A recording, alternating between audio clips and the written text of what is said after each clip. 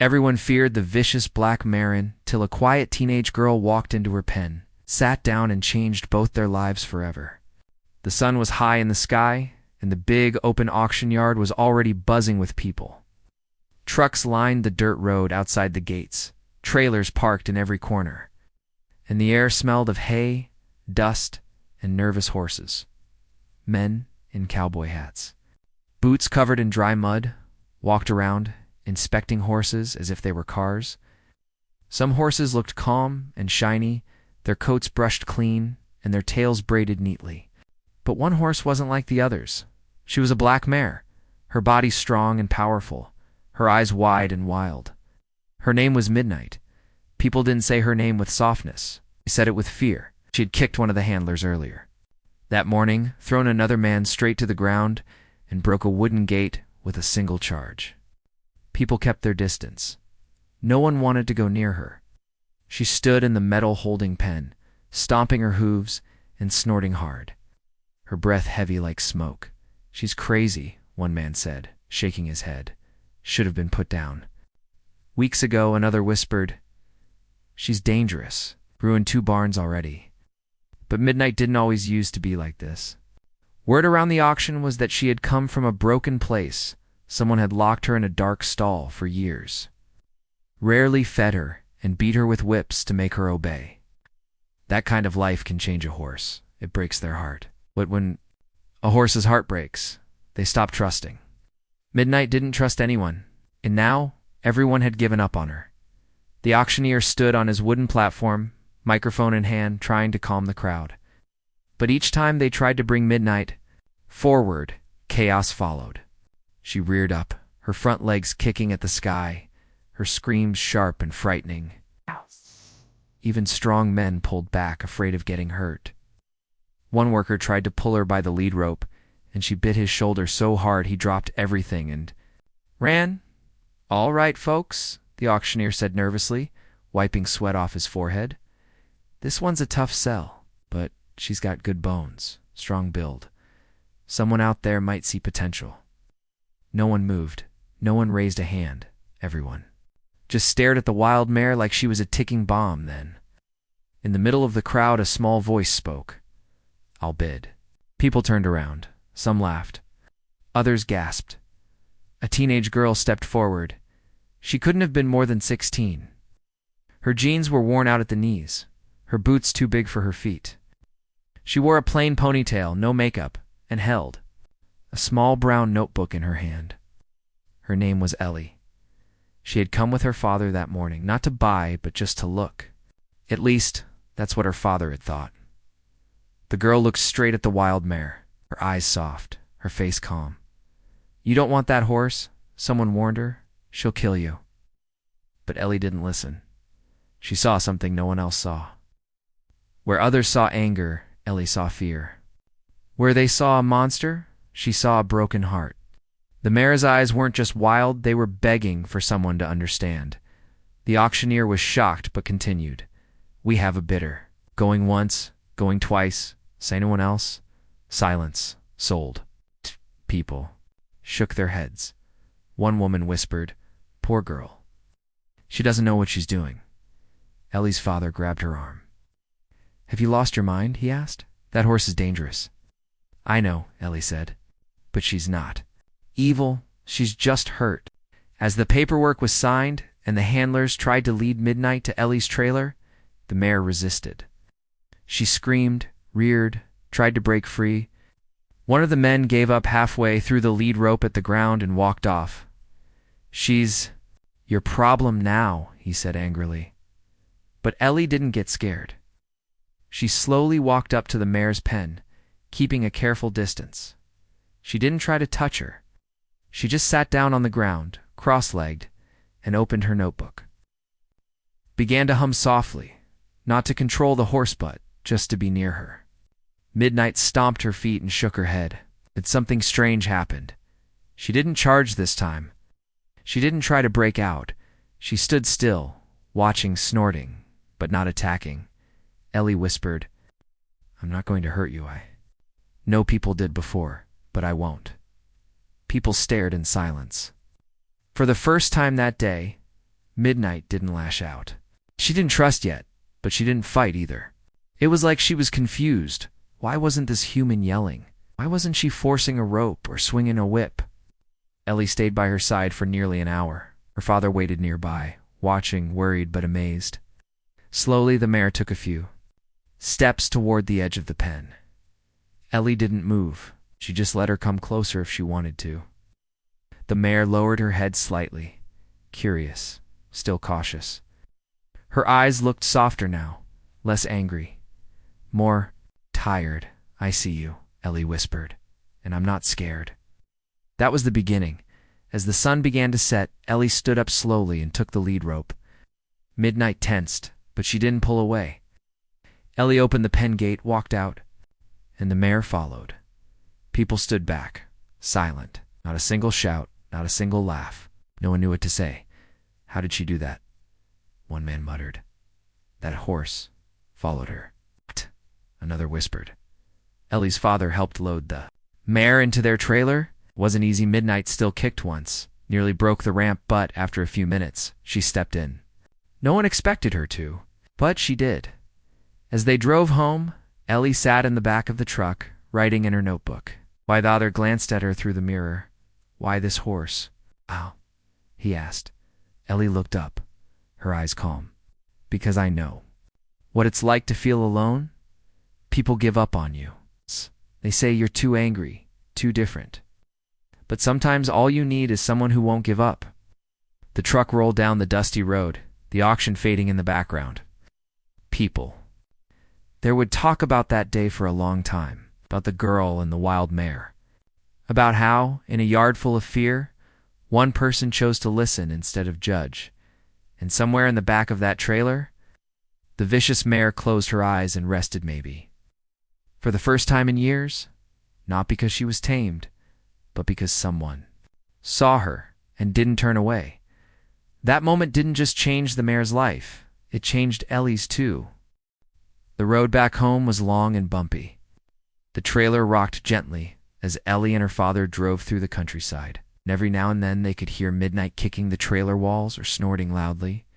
She was still scared, still, full of anger. But somehow, Ellie believed that deep inside that wild heart was something gentle waiting to come out. Her father kept looking at her through the rearview mirror, shaking his head. "You really did it," he muttered. "You actually bought that beast."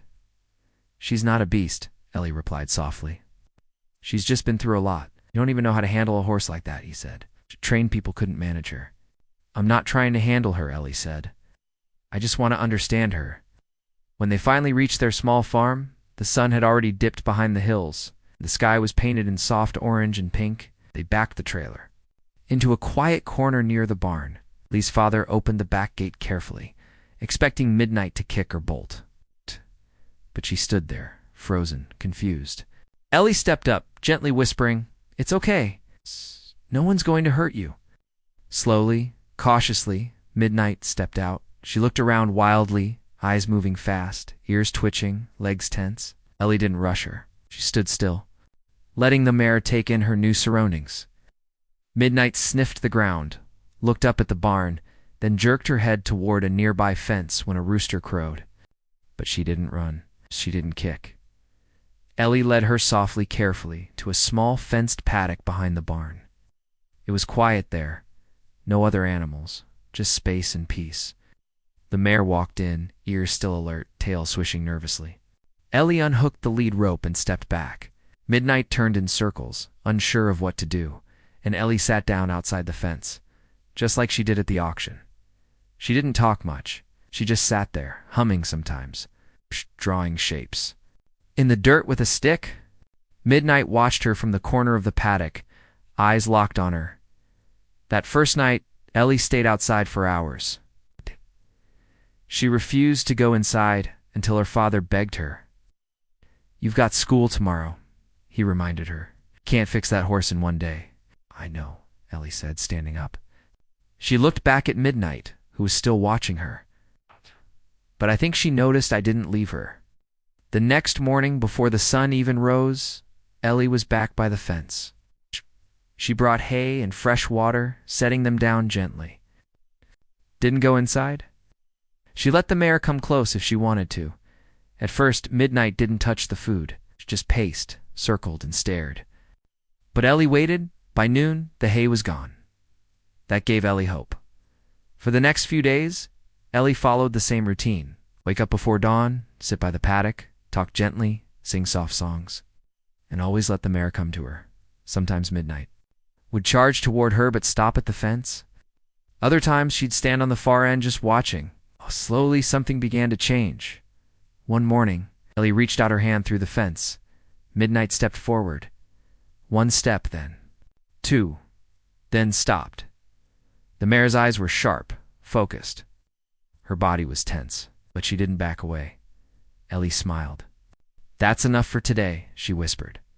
The next day, the mare walked up to her again and sniffed her fingers. That was the first time she'd let Ellie that close, without turning away or attacking. Ellie didn't try to touch her. She didn't want to break the fragile trust. She just stayed still, breathing calmly, letting the moment last. Ellie's father watched all of this with disbelief. "I've never seen anything like it," he told a neighbor. "It's like the horse is listening to her heart. Maybe the girl is listening to the horses." The neighbor said. One afternoon, after nearly 2 weeks of the same slow process, Ellie decided to step inside the paddock. Her father stood nearby, ready to jump in if something went wrong. Ellie opened the gate slowly and stepped in, holding nothing in her hands. No rope, no treats, no stick, just herself. Midnight flinched and backed away. Her ears went flat for a moment. Her muscles tightened. Ellie stopped moving. "I'm not here to trap you," she said gently. "I just want to be here." Minutes passed in silence. Then Midnight did something no one expected. She walked toward Ellie, step by step, her head lowered, her eyes wide, but not wild, and then she touched Ellie's arm with her nose. Ellie didn't move. She didn't even breathe for a moment. She just let the mare explore, sniff, and stay close. That night, when Ellie wrote in her notebook, she smiled bigger than she had in months. "She let me in today," she wrote. Not just into the paddock, but into her heart. Midnight still had bad days. There were moments when she got scared and kicked the fence. Sometimes she refused to eat if Ellie wasn't there. Once, she broke a bucket just because a bird landed on the edge and startled her, but Ellie didn't get angry. She didn't raise her voice. She always tried to understand. "She's not being bad," she explained to her dad. "She's remembering pain. I just have to show her it's different now." Slowly brushing began. At first, Midnight jumped at the touch. Her skin flinched, her eyes darted. But Ellie's hands were soft, slow, and patient. She brushed in small circles, humming songs, whispering things like, "You're safe now." In time, Midnight started leaning into the brush instead of pulling away. One afternoon, after nearly a month, Ellie took her outside the paddock for a short walk. No lead, rope, no saddle, just the two of them, and Midnight followed. It wasn't perfect. The mare paused every few feet, looked around nervously, and even tried to go back once. But Ellie didn't pull. She waited. The mare returned. They walked for 10 minutes that day. The next day, they walked for 20. Soon Midnight was walking. Beside her, like a loyal shadow, the news began to spread around town. People who remembered the wild mare at the auction couldn't believe the stories. Some didn't believe it at all until they came to see it with their own eyes. A local horse trainer came by and stood at the fence, stunned. "I've never seen anything like this," he said. "You trained her?"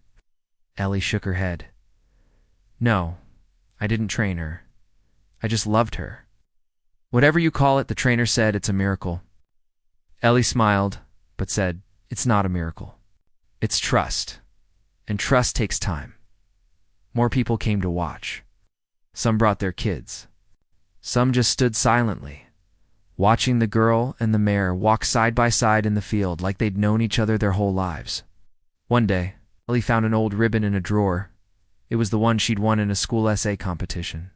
She tied it gently into Midnight's mane, not for decoration, but as a quiet promise. "You're not a monster anymore. she whispered. You're my friend. And the mare stood there, calm, eyes half closed, enjoying the breeze. Ellie began to dream bigger. Maybe they could enter a small horse show. Not to win, but to show people what was possible. Her father was nervous. She might panic, he warned. Crowds, lights, loudspeakers. No, Ellie said. But I think she's ready. And if she's not, we'll go home. I won't force her. She sent in the application for a local beginners event. She didn't tell many people. She didn't want to make a big deal. But Midnight knew something was coming. Ellie had started brushing her more often, walking her near new noises, gently clapping or playing music to see how the mare would react. At first, Midnight jumped at every sound. But then she stopped. She began to trust that if Ellie was calm, everything was okay. The night before the event, Ellie slept in the barn. Not because she had to, but because she wanted. Night to know she wasn't going anywhere that night. Under the stars, Ellie lay on a blanket in the straw. Midnight stood beside her stall door, watching over her. It's like a guardian. Two broken hearts, healing together, ready to show the world what love could do. The morning of the horse show arrived with a soft fog hanging over the ground like a sleepy blanket. Birds chirped in the distance, and the barn was still and quiet. Ellie woke up early, brushing the straw from her sweater as she sat up near Midnight's stall. The black mare stood calmly, her deep eyes resting on Ellie like she had been watching her all night. Ellie stretched her arms and smiled. Big day today, girl, she whispered. Midnight let out a soft breath, not nervous. Just curious. Ellie's father was already outside, checking the truck and trailer. He had agreed, though nervously, to take Ellie and Midnight to the show. He still had doubts. A month ago, this horse had been kicking fences and biting strangers. But now she stood with calmness. Not fully tame, but not wild either, Ellie began. Brushing Midnight slowly, starting at her neck and moving down gently. She hummed the same little tune she always did when grooming her. The rhythm calmed Midnight. The black coat shone under the morning light. When Ellie was done brushing, she braided a small section of the mare's mane and tied it with the same ribbon she'd used before. You're beautiful, she said softly. Her father brought the halter. Ellie slipped it on carefully, and Midnight allowed it without resistance. They led her slowly to the trailer. There was a brief moment right at the edge, when Midnight stopped. Her ears twitched, her muscles tightened. She remembered the last trailer ride, the auction, the fear. Ellie didn't pull. She stood beside her and whispered, I know you're scared. This time, I'm here, and we're going somewhere good. She didn't rush her. After a long moment, Midnight stepped forward. The drive was quiet. Ellie sat in the back seat with her eyes closed, going over everything in her mind. She wasn't worried about ribbons or applause. She only wanted one thing: for people to see Midnight the way she saw her, not as a monster, but as a survivor. When they arrived at the event, the place was already busy. Tents were up. People were leading horses across the grass. Kids ran around laughing, and the sound of loudspeakers filled the air. Midnight's ears flicked in every direction. Her breathing became heavy. She stomped once inside the trailer. Ellie jumped out quickly and went to her. It's okay, she whispered. We're not in danger. They opened the trailer, and Midnight slowly stepped out. Her head moved side to side. She could feel the eyes. Some horses nearby snorted nervously at her. People recognized her. Some even whispered, Is that the mare from the auction? Ellie walked her in small circles around the parking lot, letting her get used to the sounds and smells. She didn't force her to enter the main arena yet. She wanted to let Midnight feel safe first.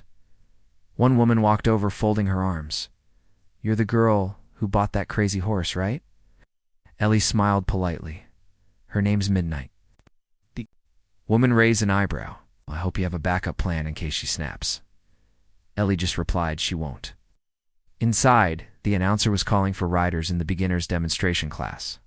Ellie's category was for riders who didn't use saddles or reins, just groundwork and bond. She had signed up for that one on purpose. She wasn't ready to ride Midnight yet, but she wanted to show their connection. When it was Ellie's turn her name was called and the gate opened. She walked Midnight in slowly. The crowd was large, the air buzzing with chatter and camera clicks. The announcer gave a short introduction. Up next is Ellie Harper and her mare, Midnight, a rescue with a difficult past. Ellie will be showing us a trust-based performance. No saddle, no ropes, just presence. Whispers ran through the audience. People leaned forward. Ellie stood in the middle of the arena. She unhooked the lead rope. Midnight was now completely free. Her father, watching from the side, held his breath. Ellie took a step back. Midnight stood still. Then Ellie raised her arm and began to walk in a wide circle. Without a word, Midnight began to follow. Not because of fear, not because of force, but because she wanted to. The audience watched in silence. Ellie moved in different directions, changing speed fast, then slow. The mare mirrored her exactly. It looked like a dance, a quiet conversation between hearts. Then Ellie stopped and crouched. Midnight stopped and walked up to her. She lowered her head, touched Ellie's forehead with her nose. A murmur ran through the crowd. Ellie stood and began to move away again, time farther, heading toward the other side of the arena. She didn't look back. And still Midnight followed. Then Ellie turned, suddenly, and raised both hands. Midnight stopped right behind her, completely still. They stood together like that for a full minute. A girl and a once vicious mare, standing side by side in perfect silence.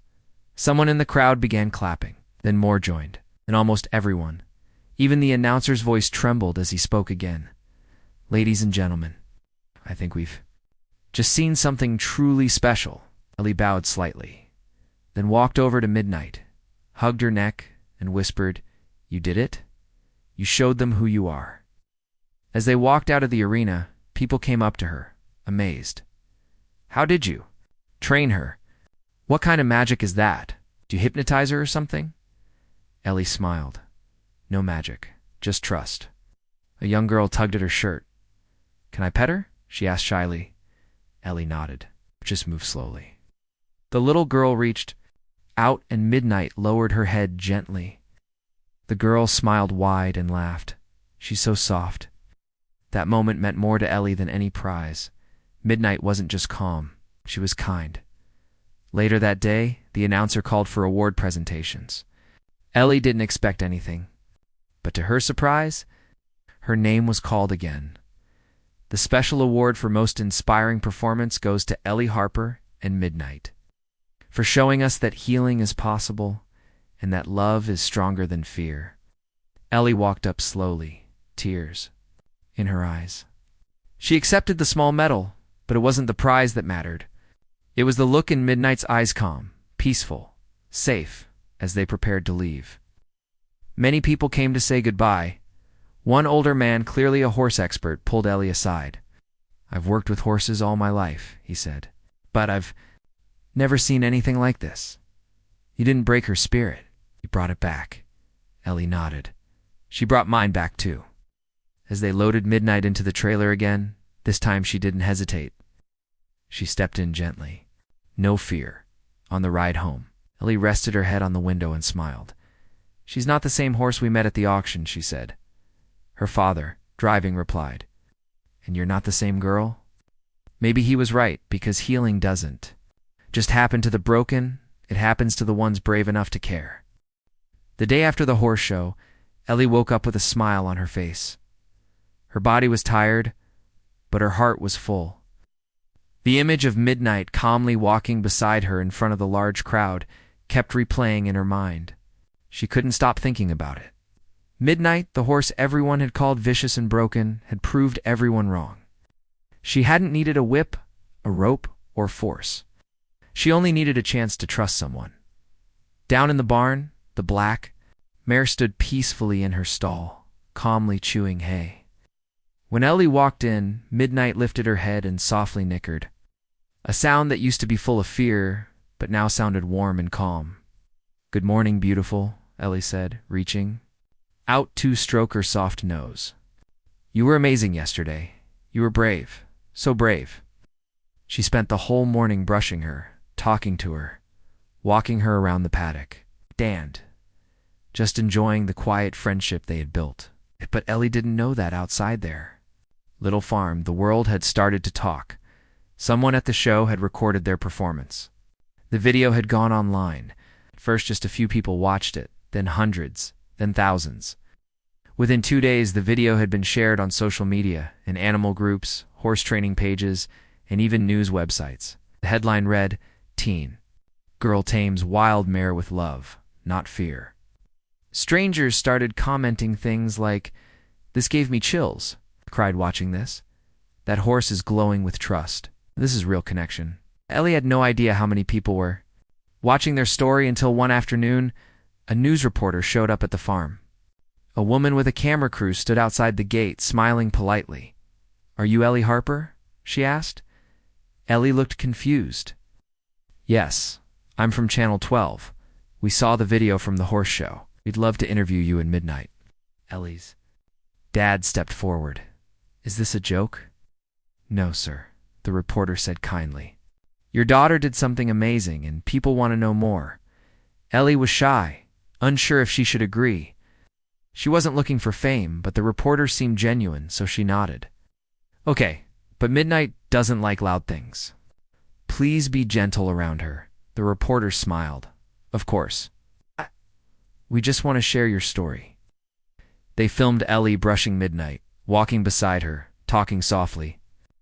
The camera caught Midnight's calm eyes, her gentle movements, her soft breaths when Ellie touched her. It was like watching a miracle, but Ellie never saw it that way. "I didn't fix her," she said in the interview. "She healed herself. I just gave her time and love." The story aired that evening, and things changed fast. Ellie started receiving messages from all over the country.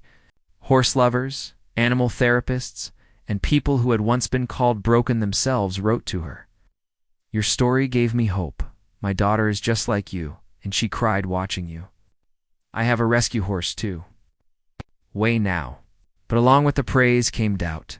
Some horse trainers online weren't impressed. One video popped up where a man wearing cowboy boots and sunglasses looked into the camera and said, "This girl's lucky, that's all. You can't trust a horse like that forever." One day she snapped. Another wrote, "This method is cute but not practical. Horses need structure, not singing and emotions." Some comments were even harsher. "She's going to get herself killed. That horse is just waiting to explode again." Ellie read those comments late at night, lying in bed with her phone in her hand, her stomach twisted. She had never asked to be famous. She didn't want people arguing over her methods. She only wanted Midnight to feel safe. She turned off her phone and walked down to the barn in the dark. The moonlight lit the path. Midnight was sleeping, standing in her stall, with her head low and her body relaxed. Ellie sat beside her on the straw floor. "I don't care what they say," she whispered. "I know who you are, and I trust you." Midnight moved slightly and rested her nose gently on Ellie's knee. That was all the answer she needed. A few days later, a large horse expo invited Ellie to demonstrate her bond with Midnight on a big stage.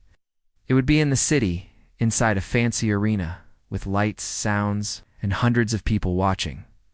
Her father looked at the invitation with concern. "This is a different world, Ellie.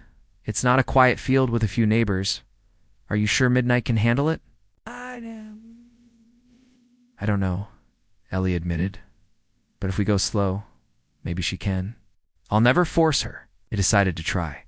The day of the expo, Ellie packed Midnight's favorite blanket, her special grooming brush, and a small speaker to play the soft music she always used to calm her. They arrived early and took Midnight to a quiet corner where she could adjust to the new place.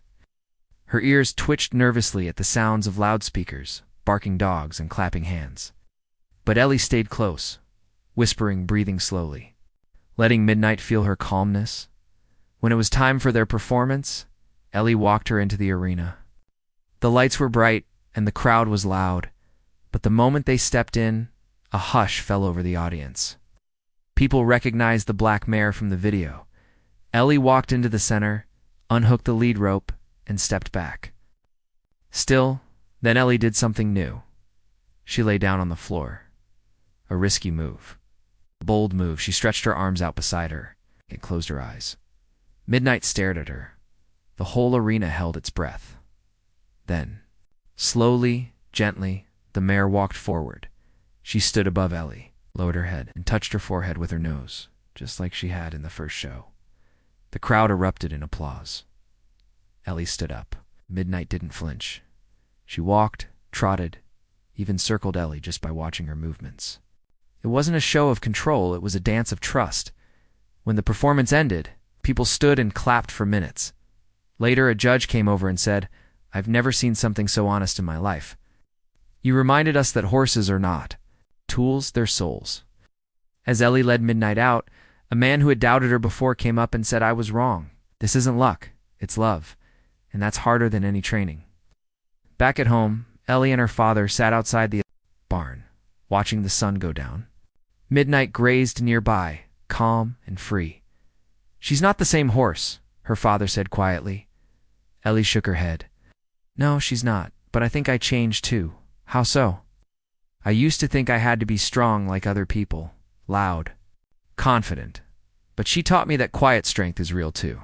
That patience is powerful." Her father smiled. "You taught her to trust. And she taught you to believe in yourself." Ellie nodded, eyes full of peace. "She gave me purpose," she said. From then on, Ellie and Midnight were invited to schools, therapy centers, and even rescue farms to demonstrate their bond. Ellie never claimed to be an expert. She always said the same thing: "I'm not a trainer, I'm a listener." And that made all the difference. The girl who had once sat alone outside a wild horse's pen had now touched hearts across the country. But fame never changed her. Each night, no matter where they went, she'd return to the barn, sit by Midnight and whisper, "I see you, I'm still here." And the mare would always nuzzle her gently as if to say, "I see you too." The air was cool and quiet as Ellie stepped outside early in the morning. The sun was just rising, turning the sky a soft pink. She walked slowly toward the barn, her boots crunching the gravel path. Her heart felt peaceful. She had come a long way with Midnight. From the day she saw her at the auction, wild and furious, to now a calm, gentle companion who followed her like a shadow. When she opened the barn door, Midnight lifted her head from the hay. Her eyes were calm, and her ears flicked forward with recognition. Ellie smiled, walked over, and placed a hand on her neck. "Morning, girl," she whispered. "We've got something big today." Ellie had been invited to speak at a horse rescue center on the other side of the state. They didn't just want her to perform with Midnight. They wanted her to tell their story to other young people, volunteers, and new trainers. At first, Ellie felt nervous. She didn't think she was anyone special. She didn't think she had the right words. But then she remembered how many people had messaged her, saying her story gave them hope. She realized it wasn't about being special. It was about being honest. Her father helped load the supplies while Ellie prepared Midnight. The mare walked into the trailer without any hesitation. That alone showed how far she'd come. No kicking, no wild eyes. Just quiet trust. The road trip was long. They drove past green hills, sleepy towns, and wide-open fields. Ellie talked to Midnight through the small window between the cab and trailer. "We're going to help some horses today," she said. "Maybe some people too." When they arrived, the rescue center was busy. Volunteers were brushing horses, cleaning stalls, and unloading supplies. Some of the horses looked thin, others were limping. Many had scars both on their bodies and in their eyes. The director of the center, a kind woman named Grace, greeted them with a warm smile. "You must be Ellie," she said. "And this is the famous Midnight." Ellie laughed softly. "She doesn't know she's famous." Grace led them to a large round pen where the demonstration would take place. A crowd of people, young and men, old, gathered to watch. Some sat on wooden benches, others stood behind fences. Many of them had watched the videos online. Some had even traveled far just to meet Ellie and Midnight. As the time came, Ellie stepped into the pen with Midnight. She didn't speak right away. She just stood beside the mare. The crowd was quiet. Waiting took a breath and said, "This is Midnight." A year ago, she would have kicked this fence down. She didn't trust anyone. And honestly, I didn't really trust myself either. She paused. Midnight stood beside her, calm as ever. I didn't save her, Ellie continued. I just saw her. I sat with her when no one else would. I gave her time. I didn't force her to be anything. I let her be scared, and slowly she stopped needing to be. A woman in the crowd wiped her eyes. Ellie smiled at Midnight and said, "Want to show them?" She raised her hand and walked across the pen. Midnight followed. No rope, no commands, just faith. The crowd watched silently as the black mare circled Ellie, stopped when she stopped, backed up when she did. It wasn't a performance. It was a conversation without words. Later, Ellie sat on a bale of hay and answered questions. "How did you know she was safe?" someone asked. "I didn't," Ellie replied. "I just gave her the chance to be." "What do you do when they don't?" "Respond?" asked another.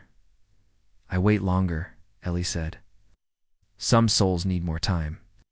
After the talk, Grace walked her through the rescue center. They passed a small paddock with a chestnut mare who stood in the corner, shaking. "She came in last week," Grace said. "Won't let anyone touch her." Ellie walked to the fence and looked at the horse. The mare's eyes were full of fear, just like Midnight's had once been. "May I?" Ellie asked. Grace nodded. Ellie sat down on the grass, just outside the fence. She didn't move. She didn't speak. She just sat. People watched from a distance. For 10 minutes, nothing happened. Then the chestnut mare took one step forward, and another. Ellie smiled. She didn't need to fix this horse in one day. She just needed to show her that not all humans were cruel that night. Back at the hotel, Ellie wrote in her notebook. She wrote about the mare, the people, the feeling in her heart. Then she turned to a blank page and wrote one sentence: "I want to help more." The next few months moved quickly. Invitations came from everywhere: schools, therapy farms, equine centers. People wanted to hear Ellie speak, to learn from her, to see Midnight. She was still a teenager, but her message was powerful. She started a small website, mostly to post stories and photos of Midnight. But soon, people were donating money, asking how they could support her work. One donor messaged, "You saved my daughter's life. She was lost. But now she spends her days reading about you and volunteering at a horse shelter." Ellie realized this was no longer just about one horse. It was about hope, with the help of her father, some kind neighbors, and Grace's rescue network. Ellie started working on a bigger dream, a place where she could help more horses like Midnight, and more people who felt lost, just like she once. Had they cleaned out an old barn on their land? Painted fences? Built new shelters? They put up a sign that read Midnight's Hope. It wasn't fancy. It wasn't huge, but it was full of love. Ellie took in one horse at a time. She sat with them, just like she had with Midnight. Sometimes it took weeks for a horse to even let her near, but she never gave up. She never rushed. Word spread. People started calling at the farm, where broken horses learned to breathe again. One day a mother brought her son, who had been in a terrible accident. He used a wheelchair and rarely spoke. It stopped smiling after the accident. The doctor said he was shutting down emotionally. Ellie introduced him to Midnight.